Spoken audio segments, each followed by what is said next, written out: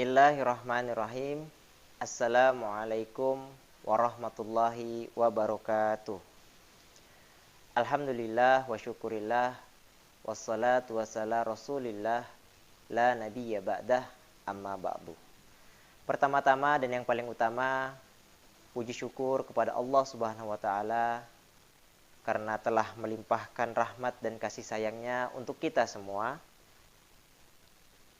Dan salawat serta salam tidak lupa kita hanturkan kepada junjungan kita, kepada Nabi besar Muhammad SAW, serta para keluarga, sahabat, dan seluruh pengikutnya. Pada kesempatan ini, izinkan saya menyampaikan sebuah kisah yang berjudul Si Anak Batu yang Menuntut Ilmu. Bagaimana ceritanya? Mari kita simak bersama-sama.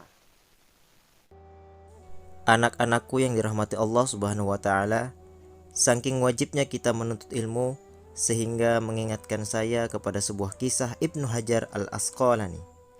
Ibnu Hajar yang artinya anak batu. Ibnu Hajar Al-Asqalani, beliau adalah seorang anak yatim piatu yang mana ayahnya meninggal pada saat beliau masih berumur 4 tahun dan ibunya meninggal ketika beliau masih balita. Di bawah asuhan kakak kandungnya, beliau menjadi remaja yang rajin, bekerja keras, dan sangat berhati-hati dalam menjalani hidupnya, serta memiliki kemandirian yang tinggi. Beliau dilahirkan pada tanggal 22 Sya'ban tahun 773 Hijriah di pinggiran Sungai Nil di Mesir. Nama asli beliau adalah Ahmad bin Ali bin Muhammad bin Ali bin Mahmud bin Ahmad bin Hajar Al-Kannani Al-Qabilah yang berasal dari Al-Asqalan. Namun, ia lebih masyhur dengan julukan Ibnu Hajar Al-Asqalani. Ibnu Hajar berarti anak batu, sementara Asqalani adalah nisbat kepada Asqalan, sebuah kota masuk dalam wilayah Palestina dekat Guzah. Suatu ketika, saat Ibnu Hajar masih belajar di sebuah pesantren, ia terkenal sebagai murid yang rajin. Namun, ia juga dikenal sebagai murid yang bodoh. Karena selalu tertinggal jauh oleh teman-temannya, bahkan sering lupa dengan pelajaran-pelajaran yang telah diajarkan oleh gurunya di pesantren, yang membuatnya patah semangat dan frustasi, sehingga memutuskan untuk berhenti sekolah dan pulang ke rumah. Ibnu Hajar pun memohon diri kepada kiainya supaya diizinkan untuk pulang. Dan dengan berat hati, kiai memberikan izin dan berpesan agar tidak berhenti untuk belajar. Di tengah-tengah perjalanan pulang, dalam kegaduhan hatinya meninggalkan sekolah pondok pesantrennya, hujan pun turun dengan sangat lebatnya dan memaksa dirinya untuk berteduh di dalam sebuah gua. Ketika berada di dalam gua, pandangannya tertuju pada sebuah tetesan air yang menetes sedikit demi sedikit jatuh melubangi batu. Ibnu Hajar pun terkejut.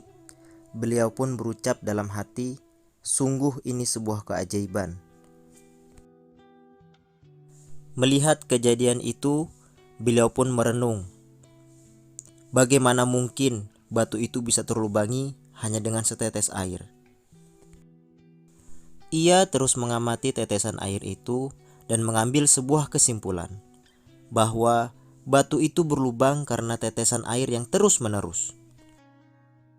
Dari peristiwa itu, seketika beliau tersadar bahwa betapapun kerasnya sesuatu, jika dia diasah terus-menerus, maka akan menjadi lunak. Batu yang keras saja bisa terlubangi oleh tetesan air, apalagi kepala saya yang tidak menyerupai kerasnya batu. Jadi, kepala saya pasti bisa menyerap segala pelajaran jika dibarengi dengan ketekunan, rajin, dan sabar. Sejak saat itu, semangatnya pun kembali tumbuh. Lalu, beliau kembali ke pesantrennya dan menemui kiai dan menceritakan peristiwa yang baru saja ia alami. Melihat semangat yang tinggi yang terpancar di jiwa Ibnu Hajar, sang kiai pun berkenan menerimanya kembali untuk menjadi murid di pesantrennya. Beberapa bulan kemudian, perubahan pun terjadi dalam hidup Ibnu Hajar. Beliau menjadi murid yang tercerdas dan melampaui teman-temannya yang telah menjadi para ulama besar. Dan ia pun tumbuh menjadi ulama tersohor dan memiliki banyak karangan dalam kitab-kitabnya. Di antara karya beliau yang terkenal ialah Fathul Bari, Sahih Bukhari, Bulughul Maram min Adillatil Ahkam, dan lain-lain. Bahkan menurut muridnya yaitu Imam Asy-Syakawi, karya beliau mencapai lebih dari 270 kitab. Sebagian peneliti pada zaman itu juga menghitung dan mendapatkan sampai 282 kitab. Kebanyakan berkaitan dengan pembahasan hadis. Kesimpulan yang bisa kita ambil dari kisah ini adalah kisah beliau bisa menjadi motivasi untuk anak-anakku semua bahwa sekeras apapun itu dan sesusah apapun itu, jika kita betul-betul ikhlas dan tekun serta rajin belajar, niscaya kita akan menuai keberhasilan. Jadi, jangan pernah berputus asa karena kegagalan itu hal yang biasa. Tapi, jika kalian berhasil bangkit dari kegagalan itu, baru luar biasa. Sekian kisah yang dapat saya sampaikan. Kurang lebihnya mohon maaf. Wallahu a'lam bishawab.